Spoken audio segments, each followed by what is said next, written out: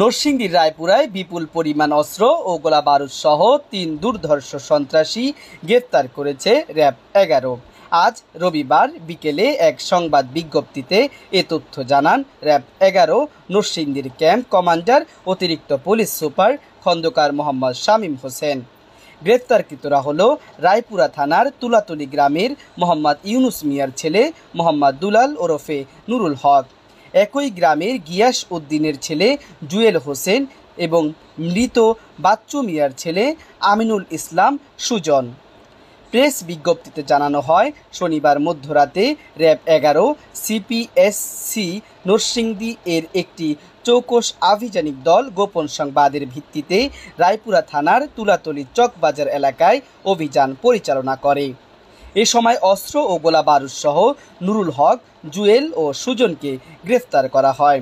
পরে তাদের কাছ থেকে